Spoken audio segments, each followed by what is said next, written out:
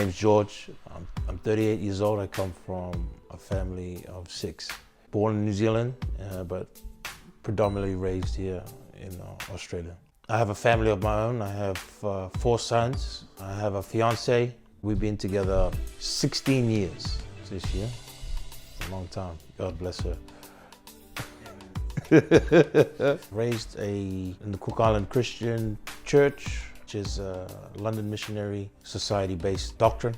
We were frequent churchgoers. My father was the secretary. In fact, he helped start the Cook Island Christian Church organization here in Melbourne. I probably started questioning the faith in my later teens, just the certain behavior I saw going on in the church. Not to judge, obviously, where we all fall short, but the message I was getting from the pulpit, which I predominantly didn't understand because I don't speak the language fluently, and then what I was seeing, like the behavior in the church and whatnot, I was like, well, I don't think I need church. And obviously with secular schooling, it's a recipe for, atheism, really. Yeah, so I went to jail when I was 18. I spent 6 months in prison. I remember my father coming and visiting me, and he'd always encourage me to pray.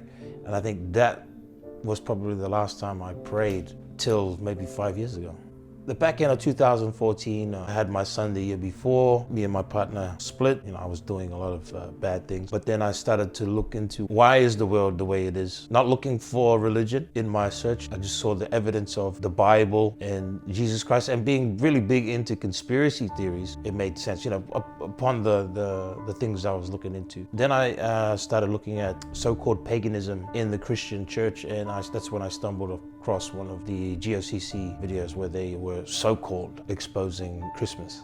Me being really into conspiracy theories, and I was dealing with addictions at the time, so I wasn't in the right frame of mind.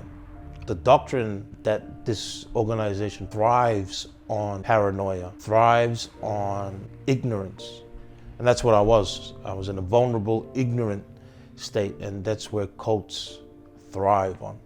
They're not big on educating people, they're just big on indoctrinating people.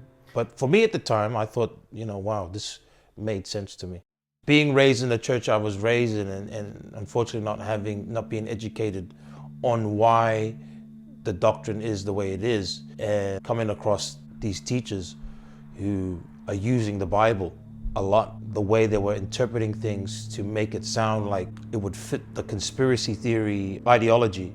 That's when I was like, wow, I didn't know the Bible said these types of things. When they started talking about the blacks in America, the indigenous peoples of America, some camps, this particular group was teaching islanders were Israelites, it seemed like, it made sense. And then using scriptures to back their claims, obviously misusing them.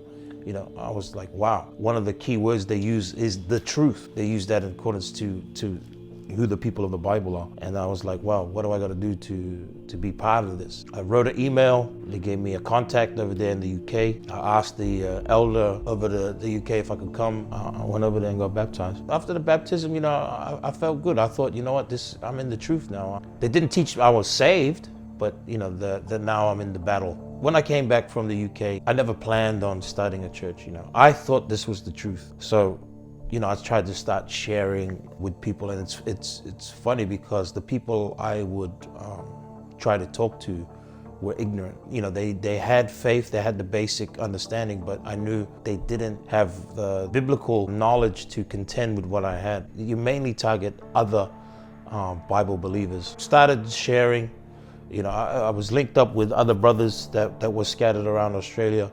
We got together and said we need to start preaching this gospel. But when I got with Brother John, our goal was to hopefully raise some funds and try get the elders over here to help us spread the so-called truth. One thing led to another, and we did get the elders over here. Brisbane was a church that was starting to gain momentum. We didn't really have any momentum yet here in Melbourne, but when they came, I was able to organize a seminar in one of the halls there, where I printed out flyers, and then I invited anyone I knew, anyone I could, and we had a decent turnout. And then after that day, I think we baptized 6 people. After that initial seminar we had here in Melbourne, that's when the church began. I didn't know what to do. It was never my intention to become a leader or a teacher.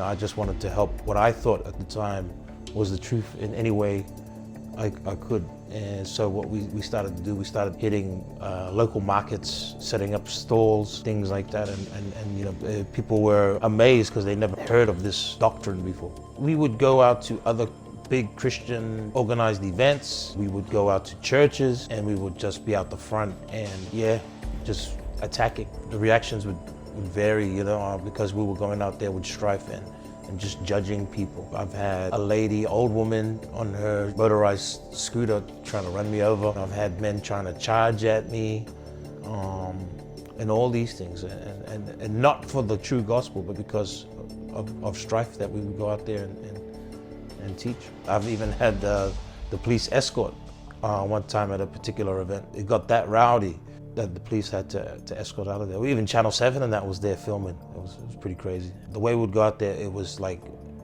very controversial. Even if you wanted to go out there, because we weren't instructed to be controversial, but that gospel that they teach is, because it is false, it's gonna cause controversy. So, we started outreaching. I was able to bring a lot of my family members in, and the church started to grow. I think 95% of the church was not through the elders' online teachings, but from us evangelizing. Just here in Melbourne alone, we were over 100 plus people. We had a branch in New Zealand, Hawaii, Guam. I was amazed that it grew so fast in such a short time. Because it is a work-based type salvation, we like Sabbath observance, dietary feast days.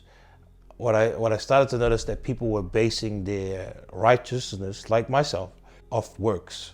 The fact that I kept Sabbath, I felt like I was better than a Sunday Christian, quote unquote. We wouldn't come outright and say these things, but the fact that we would separate ourselves from another believer in Christ and we would talk down about them, I started to realize that's not the true spirit of what being a Christian is about. And I was seeing it amongst the congregation as well. So one day I get a phone call from one of the members of the church, and he bumped into one of the brothers from Just Jesus, Gabriel. And we've already had previous encounters, so I was like... So for me, I had already come into contact with the Hebrew Israelite movement. I had met quite a few of their guys, and I'm referring more to the GOCC movement here in Australia. I remember when I talked to this particular individual, I knew he was still new to the faith, and he did come over to have somewhat of a debate with me. But just out of honor to his leader, I said to him, I'd rather speak to your leader than have this discussion. But I remember when he told me who his leader was. He called me up, he's saying, oh, look, he's wanted to talk, and maybe have a discussion or whatever. So I was like, yeah, sure, pass me his number. And this is when George gave me a call to discuss the debate. So when I got in contact with him again, I thought this would be a good opportunity for a debate, because I know that brother likes to debate, yeah? So spoke on the phone, and then we had a meeting, and that's how it all came about. Now, me and George, we go way back. We had first met at a train station when we were having outreach there. And he was still new to his faith at the time. And he had come in wanting to debate a few of our guys. I guess he was young and zealous in his faith. And let's just say that our first interaction... Yeah, we started debating right from the get-go. We got into a heated debate, an argument, and it didn't quite end well.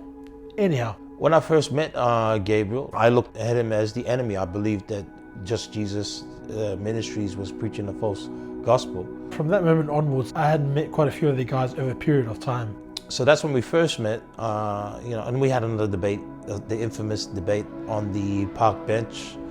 And then a couple years later, we had another debate, but a more formal debate. We hosted it. And what's amazing was when this debate was organized, whenever to the church, we were organizing the outline of the debate and the date, the time. And I just remember walking into the building, and everybody from that movement that I had debated over the years was all in that one building. Me not knowing that they were all part of this GOCC movement. So then I meet with George and John, and we start organizing a debate with one of their elders. Long story short, we have our debate successful, we pull in a good crowd, and it's safe to say from the organizing of that debate, that's kind of where we started our relationship. Great event, you know, it's on YouTube, you know, make sure you check it out. And hey, one thing I realized, it was just working with them and just getting to know them, it was like these brothers definitely were operating in the fruits of the Holy Spirit. And you know, I was like, man, I look forward to working with them in the future. But I didn't know it was going to be like this. Yeah, post-debate, you know, I thought they did a great job. I disagreed still with what they were bringing forth. I called Gabriel up. I'm like, look, I'm about to do a video just exposing the faults in the debate. So I did a whole JJM pastor exposed false teacher type video that was on YouTube for a while. I received the message early in the morning, and it seemed somewhat urgent. Big controversy, you know, it was a tough time, like, you know, especially to you know, all the work that you put in. I'd say it's your modern day Saul to Paul conversion.